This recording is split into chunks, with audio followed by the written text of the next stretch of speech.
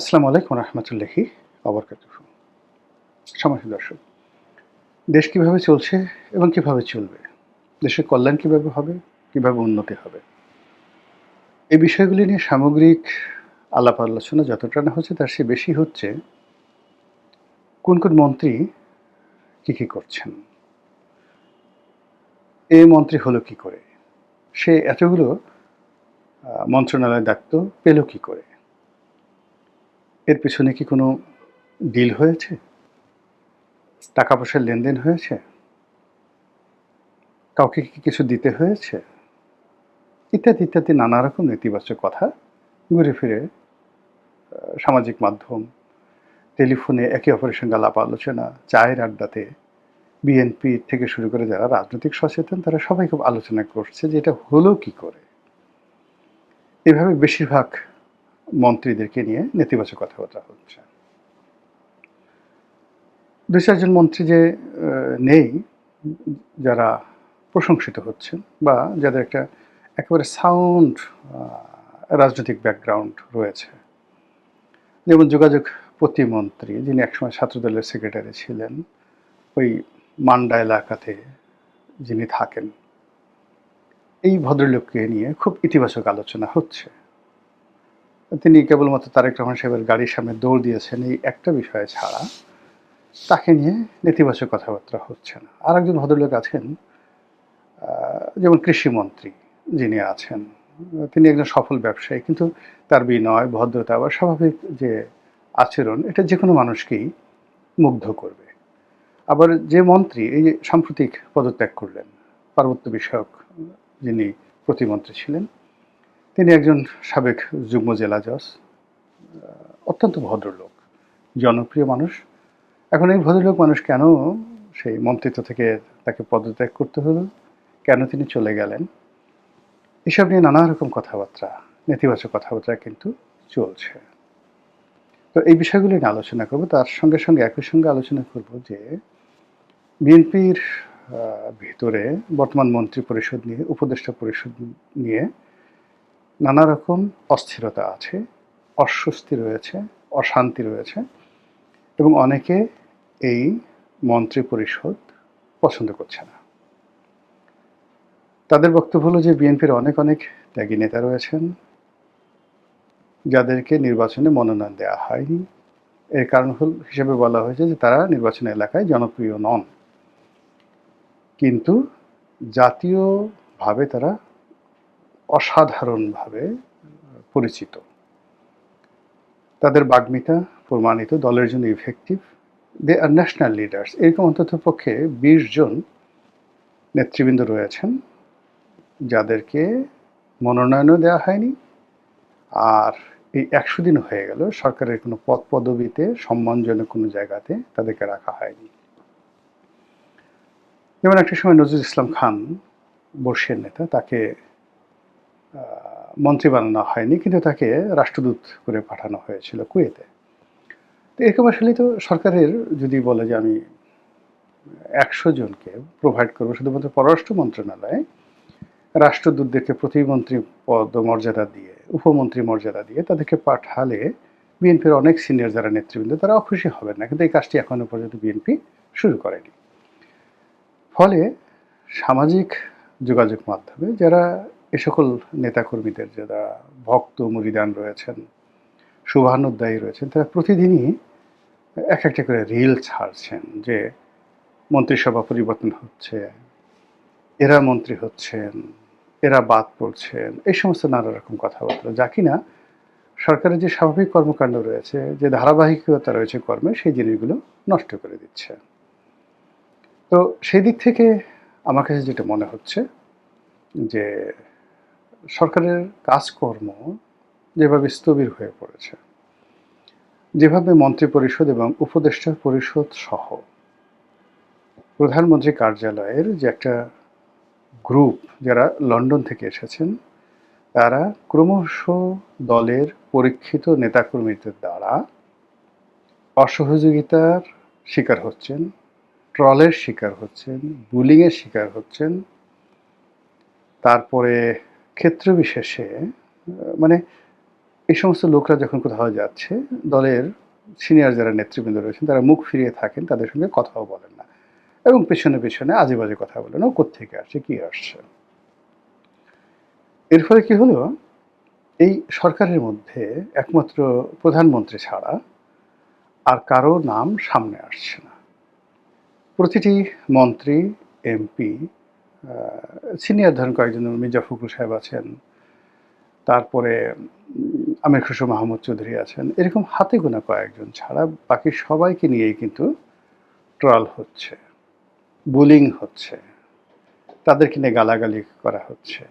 এর কারণ হলো দলের যেগুলো ইফেক্টিভ, মানে মন্ত্রী হয়েছেন কিন্তু 17 বছর রাজপথে ছিলেন না, মন্ত্রী হয়েছেন কিন্তু ১-১১ সময় দলের সাথে বেইমানি করেছেন, মন্ত্রী হয়েছেন কিন্তু বিএনপির সাথে কোনো সম্পৃক্ততা নেই, মন্ত্রী হয়েছেন জাতীয়তা আদর্শবাদের সাথে কোনো স্যাক্রিফাইস নেই, মন্ত্রী হয়েছেন সারাক্ষণ ডিজিএফের দালালি করেছেন, সারাক্ষণ আওয়ামী লীগের সাথে তলে তলে যোগাযোগ রক্ষা করেছেন, কখন জামাতের সাথে যোগ দিবেন, কখন অন্য ছোট দলে যোগ দিবেন, নানা রকম হিস্ট্রি যাদের আছে, কিন্তু এখন মন্ত্রী হয়ে গেছেন। তো তাদেরকে তো বিএনপির সেই সমস্ত নেতা যারা সত্যিকার অর্থে কারোর সাথে নেগোসিয়েশন করেননি, কারো পয়সা নেননি, জেল খেটেছেন, তারপরে দুর্নীতির অভিযোগ যাদের বিরুদ্ধে নেই, সুদীর্ঘকাল ছাত্র রাজনীতির একটা বর্ণাঢ্য ইতিহাস আছে, সেই সমস্ত মানুষ এদেরকে কেন পাত্তা দেবে বলেন? সেটা তারেক রহমান সাহেবের ঘনিষ্ঠ হন বা জিয়া পরিবারের ঘনিষ্ঠ হন, what ever maybe, does not matter, Bogura বাড়ি হন, এতে কিচ্ছু আসে যায় না। রাজনীতি এমন একটা ব্যাপার, এখানে আসলে নিজের যোগ্যতা বলে টিকে থাকতে হয়, আর মানুষের নেতাকর্মীদের সম্ভ্রম অর্জন করতে হলে এখানে গোপালগঞ্জের লোক হতে হবে, বগুড়ার লোক হতে হবে, ফেনীর লোক হতে হবে, নট লাইক দ্যাট, বা রংপুরের লোক হতে হবে, নট লাইক দ্যাট। ধরুন জাতীয় পার্টির জমানাতে এরশাদ কিন্তু প্রাণান্ত চেষ্টা করেছিলেন তার পরিবারের যারা লোকজন রয়েছেন কাউকে কাউকে রাজনীতির লাইমলাইটে আনার জন্য। একমাত্র জিএম কাদের সাহেব ছাড়া তার পরিবারের আপনজনের কেউ জাতীয় নেতা হতে পারেননি। রংপুর কেন্দ্রিক অনেক নেতা যাদেরকে মন্ত্রী বানানো হয়েছিল এরশাদের জামানাতে, আবার এরশাদ পরবর্তীতে তাদেরকে শেখ হাসিনা সরকারের সুযোগ করে দিয়েছিলেন মন্ত্রী হওয়ার জন্য, কিন্তু তারা কেউ ন্যাশনাল নেতা হতে পারেনি। জাতীয় পার্টি বলতে ওই আনিসুল ইসলাম মাহমুদ, ওই কাজী ফিরোজ রশিদ, কিংবা ধরুন সেই কাজী ফিরোজ রশিদ বা রুহুল আমিন হাওলাদার, এর বাইরে জাতীয় পার্টি আসলে যেতে পারছে না, মানে নেতা তৈরি করা যাচ্ছে না কোনো অবস্থায়। আবার এই গ্রুপে, এরশাদ গ্রুপের মধ্যে জিএম কাদের সাহেব, শামীম হাদের পাটোয়ারি, এই দুজনের বাইরে আপনি কারো নাম পাবেন, এবং এরা সবাই কিন্তু দেখবেন নিজেদের যোগ্যতা বলে তারা আজকের এই পর্যায়ে আসছে, এবং পরিবারের মধ্যে গুতুগুতি করে এই পর্যায়ে আসছে। তারা দয়া মায়ায় বা সুযোগ সুবিধা নিয়ে কিন্তু নেতা হননি। এরপরে যদি আপনি আওয়ামী লীগের কথা চিন্তা করেন, আওয়ামী লীগের যারা আত্মীয় কোটায় দলে বড় বড় পদ পদবি পেয়েছেন, ক্ষমতা দেখিয়েছেন, অনেক আওয়ামী লীগের শুধুমাত্র শেখ পরিবারের সাথে একটু দূরতম সম্পর্ক আছে এরকম লোক যুবলীগ, ছাত্রলীগ, আওয়ামী লীগ, সরকার, মন্ত্রী, এমপি অনেকে হয়েছেন, অনেকে শেখ হাসিনার দয়াতে মন্ত্রী হয়েছেন, এমপি হয়েছেন, অনেক কিছু হয়েছেন। কিন্তু একটা সিঙ্গেল লোকের দেখান তো যে ন্যাশনালি জাতীয় নেতা হিসেবে স্বীকৃতি পেয়েছেন, আওয়ামী লীগ নেতাকর্মীরা তাকে ভালোবাসে, এরকম একটা সিঙ্গেল লোক পাবেন না। শেখ পরিবারের মধ্যে আত্মীয় কিন্তু নেতা হয়েছেন, তারা নিজেদের যোগ্যতা বলে, তাদের শেখ পরিবারের আত্মীয়তা না থাকলেই বরং তাদের ভালো হতো। যেমন ধরেন জাহাঙ্গীর কবির নানক, যেমন ধরেন আবুল হাসনাত আবদুল্লাহ, দে আর পলিটিক্যালি মাস্টার, রাজনৈতিকভাবে তারা পরিপক্ক। ইভেন শেখ সেলিম, শেখ ফজলুল হক মনি, তারা পলিটিক্যালি ম্যাচিউরড। সেখানে শেখ পরিবারের সাথে সম্পর্ক না থাকলেও কিন্তু তারা দাঁড়িয়ে যেতেন। কিন্তু শেখ হাসিনা যাদেরকে চেষ্টা করেছেন, বা যারা শুধুমাত্র দ্বিতীয় জেনারেশন, তৃতীয় জেনারেশন, ইভেন আপনি চিন্তা করেন পুতুলকে বা জয়কে, তাদেরকে রাজনীতিতে আনার জন্য, এস্টাবলিশ করার জন্য এমন কোনো চেষ্টা নাই যে সবাই করেনি, কিন্তু হয়নি, সত্যিকার অর্থে এখনো পর্যন্ত হচ্ছে না। আগামীতে যদি হয় সেটা ব্যতিক্রম একটা ঘটনা। শেখ রেহানাকে বিকল্পভাবে দাঁড়া করানোর জন্য কে না চেষ্টা করেছে, শেখ হাসিনার বিকল্প, কিন্তু হয়নি। একইভাবে ধরেন বিএনপি রাজনীতিতে, বিএনপিতে পরিবার প্রথা ওইভাবে জিয়াউর রহমানের আমলে তেমন একটা ছিল না। কিন্তু বেগম জিয়া তো তার ভাই সাইদ ইস্কান্দার থেকে শুরু করে তার অন্যান্য আত্মীয়স্বজন যারা আছেন, কর্নেল জাফর ইমাম থেকে শুরু করে আর অনেককে তিনি প্রতিষ্ঠা করার চেষ্টা করেছেন। তারেক রহমান সাহেব তার বন্ধু-বান্ধব, আপনজন, পরিবারের যারা লোকজন, মামাদের আত্মীয়, কোনো কারণে একটু আত্মীয়-ঠাত্মীয় হয়েছে বা তার সাথে ভালো সম্পর্ক, এদের অনেককে তিনি নেতা বানানোর চেষ্টা করেছেন। এরা কেউ নেতা হতে পারেনি, বরং মানে এখনো পর্যন্ত সবাই দলের মধ্যে তারেক রহমান সাহেবের সঙ্গে যাদের আত্মীয়তা, বন্ধুত্ব, ব্যক্তিগতভাবে তিনি যাদেরকে স্নেহ করেন, এরা সবাই সাধারণ নেতাকর্মীদের রোষানলে আছে। এটা হলো বাস্তবতা। তো ওখান থেকে বের হয়ে একজন সাইফুর রহমান হয়ে যাবেন, একজন আব্দুস সালাম তালুকদার হবেন, কে এম ওবায়দুর রহমান হবেন। এটার জন্য আসলে লং আউটস্ট্যান্ডিং পলিটিক্যাল পারফরম্যান্স দরকার হয়। তো এরকম পলিটিক্যাল পারফরম্যান্স রয়েছে বিএনপির অন্ততপক্ষে ৫০ জন নেতা, যারা এমপি হতে পারেননি কিন্তু এমপিদের বস। এই মন্ত্রী হতে পারেননি কিন্তু মন্ত্রীদের নেতা ছিলেন তারা। তো সেই সকল মানুষকে নিয়ে দলের নেতাকর্মীরা প্রতিদিনই তারা বলছে যে আমার নেতা বা অমুক আজকে মন্ত্রী হবেন, কালকে মন্ত্রী হবেন, পরশুদিন তারা এমপি হয়নি, ওটা হবেন, ওটা হবেন। এটা নিয়ে যে টানাপোড়েন চলছে, সেই টানাপোড়েনটা যদি দীর্ঘকাল চলতে থাকে, সরকার কিন্তু মুখ থুবড়ে পড়বে। এর কারণ হলো একটি রাজনৈতিক সরকারে কর্তৃত্ববাদী, যেমন ধরেন শেখ হাসিনা আব্দুর রাজ্জাক সাহেবকে একেবারেই পছন্দ করতেন না, তোবাইল আহমেদকে তো নাই, আমির হোসেন আমুকেও তিনি শেষ দিকে একসময় তার খুব প্রিয় ছিল কিন্তু তিনি পছন্দ করতেন না, কিন্তু দলে তাদেরকে পদ পদবি দেওয়া থেকে শুরু করে তাদেরকে মন্ত্রিত্ব দিতে বাধ্য হয়েছিলেন। আবার ধরুন মতিয়া চৌধুরীর অনেক যোগ্যতা, ভীষণ রকম যোগ্যতা, শেখ হাসিনা তাকে খুবই ভালোবাসতেন, কিন্তু আওয়ামী লীগ তার মৃত্যুর পূর্বক্ষণ পর্যন্ত তাকে গ্রহণ করতে পারেনি, কখনো গ্রহণ করতে পারেনি। সেম সুরঞ্জিত সেনগুপ্তের একই অবস্থা। অন্যদিকে আব্দুস সামাদ আজাদের মতো যারা এমিনেন্ট লোকজন আছেন, তারা সব কিছুর ঊর্ধ্বে এখনও সেই সিলেট অঞ্চলে তাদের যে কর্তৃত্ব, এটা আপনি অস্বীকার করতে পারবেন না। এই একই প্রথা কিন্তু বিএনপিতেও আছে। বিএনপি যে সকল প্রোডাক্টস ছাত্রলীগ থেকে নয়, ছাত্রদল থেকে আসছে, যারা রাজপথে গত ১৭ বছর কাজ করেছে, একাগারের সময় দলের সাথে বেইমানি করেনি, সেই সকল মানুষদেরকেই বিএনপির নেতাকর্মী, জেলা পর্যায়ে প্রান্তিক যারা আছে, তারা হৃদয় থেকে ভালোবাসে, মন থেকে ভালোবাসে। এক, আর এই সকল নেতাদের আপনি কোনো কিছু না দেন, তাদেরকে ক্রস ফায়ারে মেরে না ফেলা পর্যন্ত এদের সামনে সাইকোলজিক্যালি আপনি 10টা মন্ত্রণালয় দিয়ে কোনো মন্ত্রীকে বানান, ও ঠিক মতো বসতে পারবে না, ইম্পসিবল। এটা মানে আমি ছোট মানুষ, তারপর আমি দেখেছি যে ধরুন আওয়ামী লীগের অনেকে মন্ত্রী হয়েছে, তো মন্ত্রী হওয়ার পরেও সে, যেহেতু আওয়ামী লীগের সঙ্গে আমার সম্পর্ক বেশি ছিল, কিন্তু আমাকে একটা টেলিফোন করবে বা আমার সামনে এসে বসবে বা রনি ভাই কেমন আছেন, এই সাহস আওয়ামী লীগের বেশিরভাগ মন্ত্রীর ছিল না। আবার যারা আওয়ামী লীগের সিনিয়র মন্ত্রী, তোহাল সাহেবের মতো মানুষ, মতিয়া চৌধুরীর মতো মানুষ, ওবায়দুল কাদের মতো মানুষ, তাদের সঙ্গে কিন্তু একেবারে শেষ দিন পর্যন্ত আমার একটা সম্পর্ক ছিল।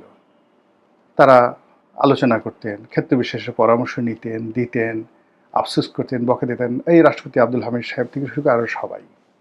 বিএনপির একই অবস্থা। তো ওইরকম মানে ধরেন এখন আসাদুজ্জামান রিপন, শামসুজ্জামান দুদু, নজরুল ইসলাম খান, আচ্ছা এদেরকে, বা নাজিমুদ্দিন আলম, নাজিমুদ্দিন আলমের পরে আমানুল্লাহ আমান, তারপরে সেই ফজলুল হক মিলন, যারা ৯০-এর গণ অভ্যুত্থানের নেতা। আচ্ছা বলেন তো এই ক্যাবিনেটে তাদের সঙ্গে মন্ত্রীগিরি দেখাবেন কে আছেন? তাদের সাথে মোরালি কথা বলবে, তাদের সামনে পায়ের উপর পা তুলে তাদেরকে একটা হুকুম দেবেন বা বলবে যে অমুক ভমুক জায়গায়, এরকম কেউ আছে? আবার এই লোকগুলো যখন কোথাও একটা বসে থাকবেন, একজন মন্ত্রী হয়েছে, সে তাদেরকে সে টিটকারি করবে। আপনি আমি একটা জাস্ট বাস্তব উদাহরণ বলি, যেমন আওয়ামী লীগের ৩-৪ জন মন্ত্রী, তা আমি, তোফায়েল ভাই, রাজু ভাই, সুরঞ্জিত দা বসে আছি সংসদ ক্যাবিনেটে, তো আমরা খুব আড্ডা মারছি। তো আমার বয়স অল্প হলেও, এটা কি ইস্তেফাকা বলেন আর যা কিছু বলেন, সিনিয়র যারা ছিলেন তাদের সবার সঙ্গে, ইনক্লুডিং সৈয়দ আশরাফ, এদের সবার সঙ্গে আমার একটা বন্ধুত্বপূর্ণ সম্পর্ক ছিল। এত বন্ধুত্ব যে আমরা আমাদের প্রাইভেট লাইফ পর্যন্ত খোলামেলা আলোচনা করতাম সেখানে।